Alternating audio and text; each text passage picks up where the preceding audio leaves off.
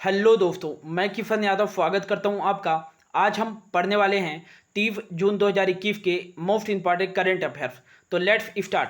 आज का जो हमारा पहला क्वेश्चन है, हाल ही में किस रक्षा एजेंसी के द्वारा परमाणु सक्षम बैलिस्टिक मिसाइल अग्नि प्राइम का सफलतापूर्वक परीक्षण किया गया है? तो इसका जो राइट आंसर हो जाएगा ऑप्शन सी, डीआरडीओ के द्वारा परमाणु सक्षम बैलिस्टिक मिसाइल अग्नि प्राइम का सफलतापूर्वक परीक्षण doctor APJ Abdul Kalam wheeler द्वीप उड़ीसा से इसका परीक्षण किया गया है। अब यह अग्नि प्राइम जो मिसाइल है दोस्तों, यह क्या करेगा, भारत की जो प्रतिरोधक क्षमता है उसको मजबूत करने में काफ़ी सहायक होगा और साथ ही साथ परमाणु हथियारों को ले जाने में सहायक होगा। इसकी जो मारक क्षमता है वो 1000 से 2000 किलोमीटर तक की है। अगला जो है, एक है यहाँ पास बैलिस्टिक मिसाइल। बैलिस्टिक मिसाइल क्या होता है दोस्तों? जो पूर्व निर्धारित लक्ष्यों को नष्ट करने वाले मिसाइलों को क्या बोलते हैं? बैलिस्टिक मिसाइल बोलते हैं। यहाँ पास देख सकते हैं, यह एक बैलिस्टिक मिसाइल है। जो प्रक्षेपास्त्र होते हैं उनके साथ बैलिस्टिक मिसाइल में क्या लगा दिया जाता है? एक दिशा मापने वाला यंत्र लगा दिया जाता है। और यह बैलिस्टिक मिसाइल जो होती हैं पृथ्वी के गुरुत्वाकर्षण के नियम के आधार पर काम करती हैं। ये बहुत तेजी से, जैसे ही इनको लॉन्च किया जाता है तो बहुत तेजी से, मान लीजिए यहाँ पास इनका टारगेट है तो यहाँ से लॉन्च करेंगे तो बहुत तेजी से, तो पहली बार ये ऊपर जाएंगी। ऊपर जाने के बाद फिर उतनी ही तेजी से क्या नीचे आएंगी लक्ष्य की तरफ और इसे ध्वस्त कर देती हैं, नष्ट कर देती हैं। इनके ऊपर तेजी से जाने और नीचे तेजी से आने की प्रक्रिया को ही बैलिस्टिक कहा जाता है, इसीलिए इन्हें बैलिस्टिक मिसाइल कहा जाता है। अब यह डीआरडीओ के द्वारा परीक्षण किया गया है। तो डीआरडीओ के बारे में देख लेते हैं। तो डीआरडीओ का फुल फॉर्म जो होता है डिफेंस रिसर्च डेवलपमेंट ऑर्गेनाइजेशन, इसका फुल फॉर्म होता है। और इसकी जो स्थापना की गई थी वो 1958 में की गई थी। और एक मोस्ट इम्पॉर्टेंट है कि इसका हेडक्वार्टर जो है वो कहाँ है? न्यू दिल्ली में है। और इसके जो अध्यक्ष हैं दोस्तों, वो अध्यक्ष हैं कौन? जी सतीश रेड्डी। जी सतीश रेड्डी। और इसके जो मंत्री हैं इसके उत्तराधिकार के, वो हैं रक्षा मंत्री राजनाथ सिंह। और डीआरडीओ का जो आदर्श वाक्य है बलस्य मूलम विज्ञानम। हाल ही में डीआरडीओ से एक करंट अफेयर्स याद रखिएगा कि हाल ही में कुछ दिनों पहले डीआरडीओ द्वारा ही पिनाका रॉकेट का सफलतापूर्वक परीक्षण किया गया था उड़ीसा के चांदीपुर से। और नेक्स्ट जो है, डीआरडीओ द्वारा ही एक एंटी डिटेक्शन किट, कौन सा? डिपकोबैन एंटी डिटेक्शन किट है, इसको विकसित किया गया है। डीआरडीओ द्वारा ही भारत की पहली स्वदेशी रूप से जो पिस्टल है आफमी भी डीआरडीओ द्वारा विकसित किया गया है। और नेक्स्ट जो है Python missile air to air का जो परीक्षण किया गया है पाइथन का, वो डीआरडीओ द्वारा ही किया गया है। तो ये था डीआरडीओ के बारे में कुछ इंपॉर्टेंट क्वेश्चन है। सेकेंड नंबर का, हाल ही में दुनिया का दूसरा सबसे बड़ा बेहतर जल विद्युत हाइड्रो पावर डैम किस देश के द्वारा बनाया गया है? तो इसका जो राइट आंसर हो जाएगा वो हो जाएगा चीन के द्वारा बनाया गया है। ये चीन के बिजली उत्पादन के आधार पर 3 गार्जेस जो बांध है चीन का, उससे ये सबसे बड़ा है बिजली उत्पादन के आधार पर। और दूसरा बन गया है वो बेहतर जल विद्युत हाइड्रो पावर डैम बन गया है और यह चीन के द्वारा बनाया गया है, दुनिया का दूसरा बड़ा। अब इसमें जो बिजली उत्पादन की जाएगी वो 16,000 मेगावाट की क्षमता है इसमें बिजली उत्पादन की। नेक्स्ट बात करें कि यह कौन सी नदी पर बनाया गया है, तो यांगजी नदी पर बनाया गया है। और यह एशिया की सबसे बड़ी नदी है, लंबी नदी कह सकते हैं, लंबी नदी है। और साथ ही साथ एक देश के भीतर बहने वाली दुनिया की सबसे जो लंबी नदी है वो यांगजी नदी ही है। और इसमें यह जो प्रोजेक्ट बनाया गया है, पहली बार बिजली का उत्पादन किया जाएगा बेहतर जल विद्युत हाइड्रो पावर डैम से। अब यह चीन के द्वारा बनाया गया है। तो चीन के बारे में देख लेते हैं। चीन की जो कैपिटल है, राजधानी, वो कौन सी है? बीजिंग है, बीजिंग। और यहाँ की जो करेंसी चलती है वो चलती है रेन मिनबी। और यहाँ के जो प्रेसिडेंट हैं वो कौन है? जी जिनपिंग हैं कम्युनिस्ट पार्टी पे, और कम्युनिस्ट पार्टी के समारोह पर 100 साल पूरे होने पर ही इसका जो है उद्घाटन किया जाएगा। अगला बात करें चीन के बारे में ही, तो चीन और भारत के बीच में एक रेखा है जिसे मैकमोहन रेखा के नाम से जाना जाता है। और बात करें कि चीन और भारत के बीच में एक एक्सरसाइज होती है, hand in hand exercise. Next जो है चीन के कुछ करंट अफेयर्स देख लेते हैं। तो चीन सिंथेटिक कैनबेनाइड्स यह एक जहरीला मादक पदार्थ है जो कि कृत्रिम रूप से प्रयोगशाला में बनाया जाता है। इसको बैन करने वाला दुनिया का जो पहला देश बना है वो चीन ही बना है। जुरांग रोबर मंगल ग्रह पर किसने भेजा है?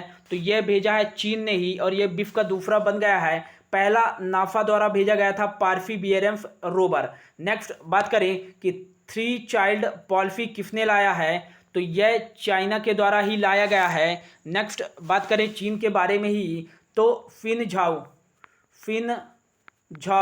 12 यह 2016 के बाद यह चीन का पहला मानव युक्त अंतरिक्ष मिशन है, फिन झाओ। और एक याद रखिएगा क्रू मिशन यह 2033 में भेजा जाएगा चीन के द्वारा ही। तो ये थे कुछ इंपॉर्टेंट फैक्ट चीन के बारे में। बढ़ते हैं अगले क्वेश्चन पे। अगला जो है हाल ही में IFFF विश्व कप फुटिंग 25 मीटर पिस्टल स्पर्धा में किसने स्वर्ण पदक जीता है? तो इसका जो राइट आंसर हो जाएगा वो हो जाएगा ऑप्शन ए, राही फरनोबत ने IFFF विश्व कप फुटिंग 25 मीटर पिस्टल स्पर्धा में स्वर्ण पदक जीता है। इसका जो आयोजन किया गया था इंटरनेशनल शूटिंग स्पोर्ट फेडरेशन, इसका फुल फॉर्म होता है IFFF का, यह क्रोएशिया में किया गया था। क्रोएशिया में। राही फरनोबत की बात करें तो यह कहाँ से बिलोंग करती हैं? तो भारत के मुंबई से बिलोंग करती हैं, और यह 2018 में हुए एशियन खेल 18वें नंबर के कहाँ हुए थे? जकार्ता और पोलेमबैक में, और उसमें 25 मीटर पिस्टल स्पर्धा में स्वर्ण पदक जीतने वाली एशियाई खेलों में पहली भारतीय महिला बन गई हैं। राष्ट्रमंडल खेलों में भी इन्होंने स्वर्ण पदक जीता था, और विश्व कप में निशानेबाजी में स्वर्ण पदक जीतने वाली पहली महिला भारतीय हैं।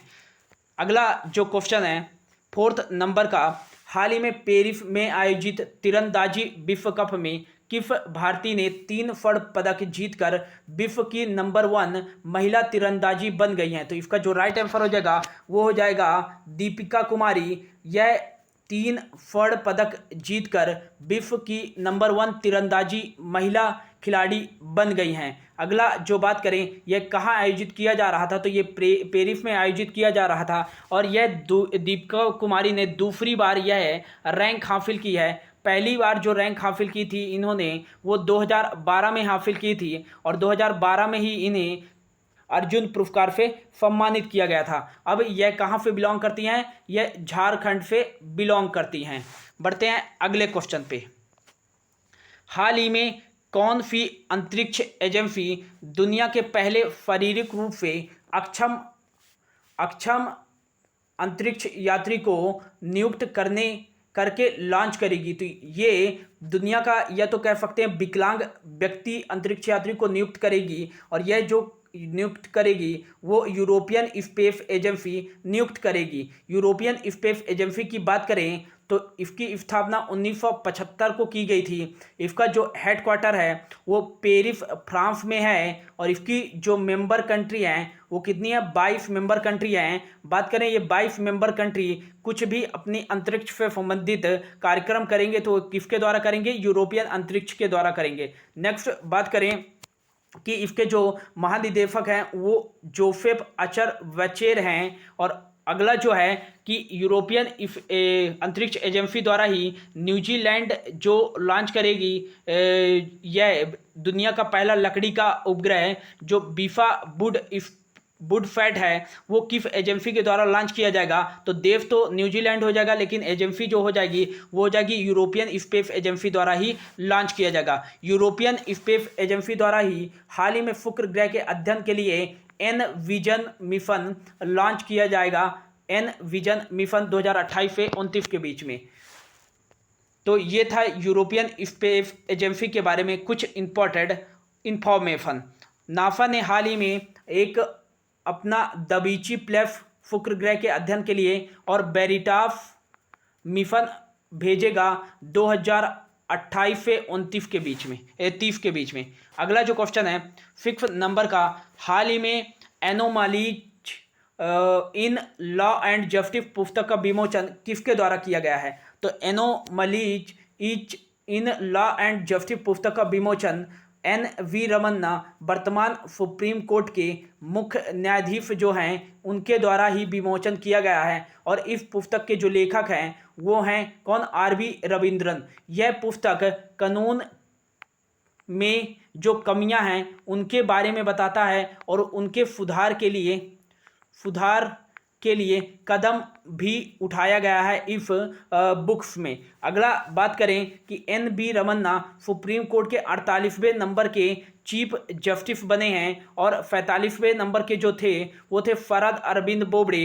और पहले जो चीफ जस्टिस थे वह थे सुप्रीम कोर्ट के justice Hiralal Jekania. Supreme court में जज बनने वाली पहली महिला जो थी वो थी फातिमा बेबी। और इसके बाद हाई कोर्ट में जो पहली जज बनने वाली थी वो थी अन्ना चांडी। अगला जो बात करें सुप्रीम कोर्ट के सबसे कम समय तक रहने वाले जो न्यायाधीश थे वो थे कमल नारायण सिंह, मात्र 17 दिन। और सबसे ज़्यादा समय तक रहने वाले जस्टिस जो थे Y B Chandrachud.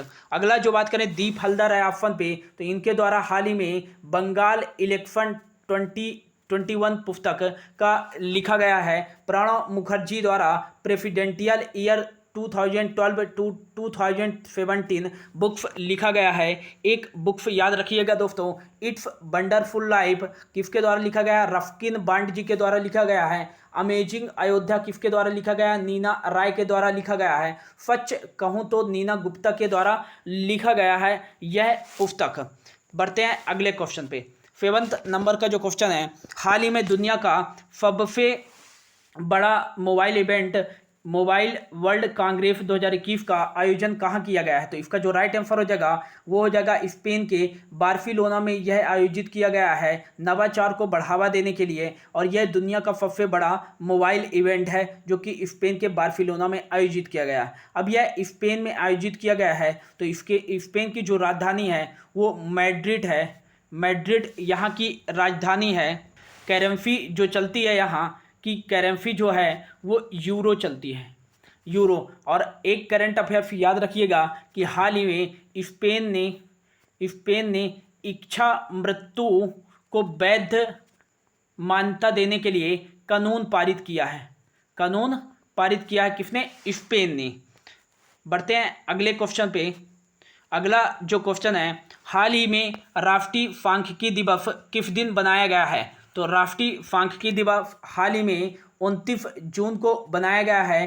PC Mahalanobis की जयंती पर बनाया जाता है और इसमें पीसी महालनोबिस नाम से पुरस्कार भी दिया जाता है। अगला जो बात करें पीसी महालनोबिस सांख्यिकी में काफ़ी इनका योगदान रहा है और इन्हें सांख्यिकी आधुनिक सांख्यिकी का जनक भी कहा जाता है। और सांख्यिकी भारत में सांख्यिकी के जो संस्थापक थे वो कौन थे? पीसी महालनोबिस ही थे। तो इनकी जयंती बनाई जाती है राष्ट्रीय सांख्यिकी दिवस के रूप में 29 जून को।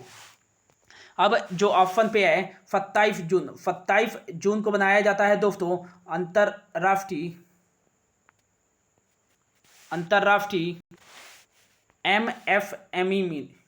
MFME micro small medium enterprise दिवस। और अगला जो आ जाएगा यहाँ पर 28 जून को तो राष्ट्रीय बीमा जागरूकता दिवस। और 26 जून को बनाया जाता है अंतर्राष्ट्रीय मादक पदार्थ सेवन एवं तस्करी निषेध दिवस। कुछ जून के जो अब तक के बनाए गए इंपॉर्टेंट डेज हैं उनके बारे में देख लेते हैं। तो यहाँ पास है 1 जून, तो 1 जून को बनाया जाता है विश्व दूध दिवस मनाया जाता है और वैश्विक माता पिता का अंतर्राष्ट्रीय दिवस भी मनाया जाता है। 3 जून को बनाया जाता है विश्व साइकिल दिवस और 4 जून को बनाया जाता है आक्रामकता के खिलाफ आक्रामकता के शिकार हुए बच्चों का अंतर्राष्ट्रीय दिवस मनाया जाता है। 5 जून को मोस्ट इंपॉर्टेंट विश्व पर्यावरण दिवस मनाया जाता है। इस साल की थीम थी इकोसिस्टम रेस्टोरेशन। कंट्री थी वो कौन थी? पाकिस्तान थी। नेक्स्ट बात करें कि पहली बार ये बनाया गया था 5 जून 1974 को। अगला जो है 6 जून को बनाया जाता है दोस्तों विश्व कीट दिवस। विश्व कीट दिवस 6 जून को ही बनाया जाता है संयुक्त राष्ट्र का रूसी भाषा दिवस। 7 जून को बनाया जाता है विश्व खाद्य सुरक्षा दिवस। 8 जून को बनाया जाता है विश्व महासागर दिवस और विश्व ब्रेन ट्यूमर दिवस। 9 जून को बनाया जाता है विश्व प्रत्यायन दिवस। 10 जून को बनाया जाता है अंतर्राष्ट्रीय लेवल क्रॉसिंग दिवस। 12 जून को बनाया जाता है बाल श्रम निषेध के खिलाफ या बाल श्रम के खिलाफ विश्व दिवस। 13 जून को बनाया जाता है अंतर्राष्ट्रीय एल्बिनिज्म जागरूकता दिवस। 14 जून को बनाया जाता है विश्व रक्तदाता दिवस मोस्ट इंपॉर्टेंट। 15 जून को बनाया जाता है आसियान का डेंगू दिवस और वह वैश्विक पवन दिवस मनाया जाता है। 16 जून को बनाया जाता है अंतर्राष्ट्रीय पारिवारिक प्रेषण दिवस। 17 जून को बनाया जाता है विश्व मगरमच्छ दिवस। 18 जून को बनाया जाता है विश्व गैस्ट्रोनॉमी डे और अंतर्राष्ट्रीय पिकनिक दिवस मनाया जाता है। 19 जून को बनाया जाता है विश्व सिकल सेल दिवस। 20 जून को बनाया जाता है विश्व शरणार्थी दिवस। 21 जून को जो बनाया जाता है वो बनाया जाता है कुछ इंपॉर्टेंट डेज। तो 21 जून को बनाया जाता है विश्व हाइड्रोग्राफी दिवस। विश्व मानवतावादी दिवस 21 जून को ही बनाया जाता है विश्व संगीत दिवस। 21 जून को ही बनाया जाता है विश्व जल विज्ञान दिवस और 21 जून को ही बनाया जाता है अंतर्राष्ट्रीय योग दिवस जिसकी थीम थी योगा फॉर वेलनेस। 23 जून को बनाया जाता है अंतर्राष्ट्रीय ओलंपिक दिवस मनाया जाता है। अंतर्राष्ट्रीय विधवा दिवस भी बनाया जाता है और 23 जून को ही बनाया जाता है संयुक्त राष्ट्र का लोक सेवा दिवस। 25 जून को बनाया जाता है अंतर्राष्ट्रीय नाविक दिवस। 26 जून को बनाया जाता है मादक पदार्थ के सेवन व तस्करी निषेध दिवस और अगला जो 27 जून को बनाया जाता है ये 26 जून को बनाया जाता है। 27 जून को MFME दिवस मनाया जाता है। 28 जून को राष्ट्रीय बीमा जागरूकता दिवस और 29 जून को जैसा कि हमने पढ़ा राष्ट्रीय सांख्यिकी दिवस। तो ये था दोस्तों आज का कुछ इंपॉर्टेंट करंट अफेयर। होप आपको अच्छा लगा होगा। Thank you so much for your watching.